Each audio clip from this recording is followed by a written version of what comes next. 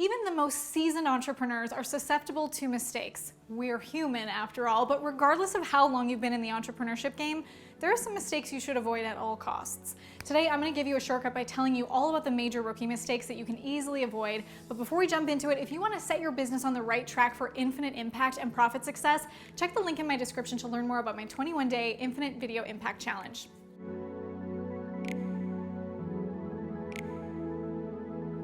And by the way, I put out videos like this every single week, so be sure to subscribe. Rookie mistake number 1, assuming you have no direct competitors. Listen, you are in an ocean right now. You may be in a red ocean where there's lots of competition. You may be in a blue ocean where it's all yours for the taking. Regardless, you have to be aware of whether it's not a direct competitor, there are other people that are serving your audience, and how can you stand out to them? I never want entrepreneurs that I'm working with to get comfortable feeling like, I've got this, I'm just gonna keep going in this cycle, keep going in this system, and not realizing they have to keep evolving as entrepreneurs and keep evolving in their content, in their offers, and listening to their audiences. One of the things that I speak about when turning your business into a movement is how can you, this is something I learned from Alex Sharfin, defend and advocate the most. As a leader of your movement, you are gonna be the undisputable, undeniable top leader when you are someone that defends more than anybody else. So when you look at what are your competitors doing, how can you stand out? How can you make a difference? How can you impact your audience more than they can? One of the other things I speak about is when you're creating content, as much as we might have that imposter syndrome or fear of, if there's someone else out there doing it, or can I say the right thing? The biggest thing for you to understand is, yes, you are creating content for your audience, but you're also creating it for yourself to be able to find your voice. And as you find your voice and as you have that response from your audience, you're gonna be able to continue to evolve and give your audience what they need by getting that direct feedback.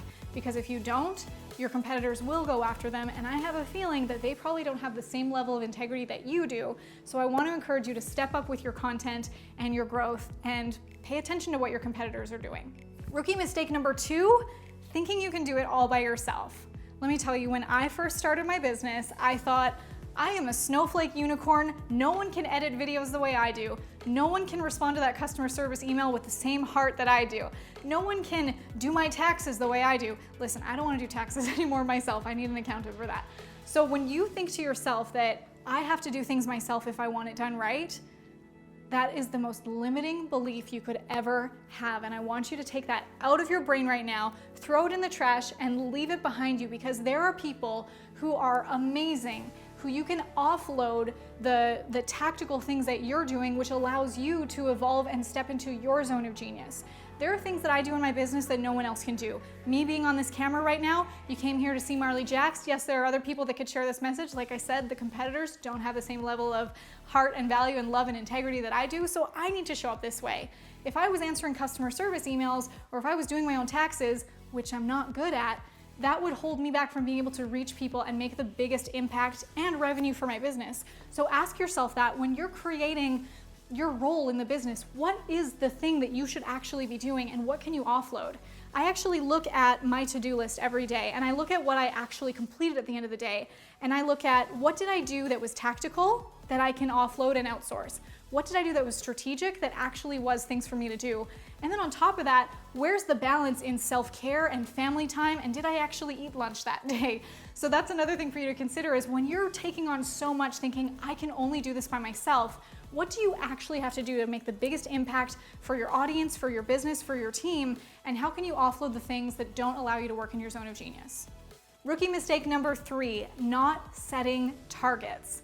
In our business, we operate under a waterfall structure, meaning we plan out our yearly objectives, our 90-day targets, our 30-day goals, and our weekly commitments. And then we look at day to day, what do we have to accomplish to get there? And then that way, everything is clear with our forward planning. I know what the goal is, my team knows what the goal is, every single member of our team is accountable and responsible and owns their zone of genius for how they can move the business forward.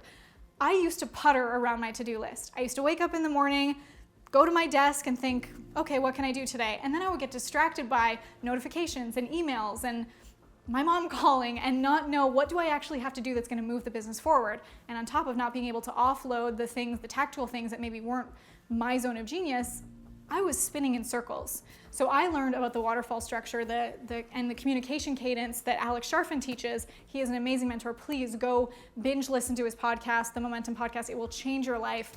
There are several episodes that I've been on there. You can check those out too. But this was the biggest change in our business. And once we started setting these targets, we actually completed our 90-day targets in 3 weeks because everyone on the team knew where we were going and how we were doing it together. So when you have that clear picture of where you want to go with your team, and every member of the team understands this and knows how they can own their role in getting there, it is going to be an absolute game changer for your business. Rookie mistake number 4, and this is one that I have suffered from and that I hope that you can learn from my mistakes. It's avoiding contracts. I am not good with legal jargon and paperwork and things like that. That is not my zone of genius. I have an amazing assistant, Jennifer, that she loves that stuff. So that's another thing. If you're in your business and there's things that are on your to-do list that aren't enjoyable and that just doesn't feel good for you to be able to do, that's okay. You can find people who are great at that. And Jennifer is the one that she handles all of that on my team, and she loves it. Crazy girl. So she creates these contracts for all of our clients, all of our employees, any contractors that we work with. And because of this, everything is clear and in place. So if there are any issues when it comes to fulfillment or potentially refunds or disputes, everything is in place. You don't want to find yourself in a position where you do have a dispute and there's nothing in writing to support you. Even if it's as little as a contractor for, a project that maybe it's a short time span, but it's just very clear, here's the deliverables, here's the price points, here's the timelines. It's going to protect both sides. Having agreements and contracts in place doesn't need to be a scary thing. It's about protection. Last but not least, rookie mistake number 5 is being afraid to fail. Fail forward, fail fast. Some of my biggest failures led to the biggest triumphs for me. If you've been following me for a while, you may have heard my story where we almost went bankrupt. I was 6 figures in debt. I had to let go of 3 key team players on my team because I couldn't afford to keep them anymore, and I had to rebuild from scratch. And within 4 months, we were at 6-figure months. I went from 6 figures in debt to 6 figures a month in revenue. That failure was really hard. I had days where I did not want to get out of bed. I had days where I felt so ashamed of the mess that I had gotten myself into. But being able to fail forward and learn from that and grow from that allows me to be the CEO that I am today. You may also have watched my video that I posted back in January of 2020 where I announced that my marriage ended. That was the most vulnerable thing that I could ever share to show that my marriage failed, that it didn't work out, that there are pieces of my life that I didn't have together.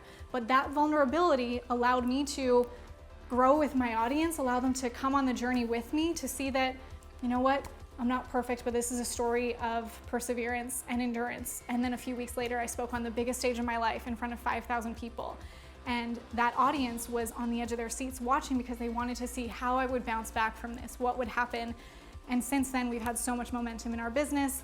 And me being able to accept that area of my life that I got to grow through has allowed me to transform in ways that I never expected to before. So being afraid to fail will hold you back. There's also a side of being afraid of success that you have to be really honest with yourself. There are people that have fear of success, so they sabotage. There are people that have fear of failure, so they don't go all in. Which one will you be? You are gonna make your fair share of mistakes as an entrepreneur, but thanks to this video, you can avoid some of the most common pitfalls that entrepreneurs experience. And if you wanna drive even more impact and profit through video for your business, be sure to check out the link below to join my 21 Days to Infinite Video Impact Challenge. Thanks so much for watching this video. If you liked it, hit the thumbs up, comment below, and subscribe for more weekly videos.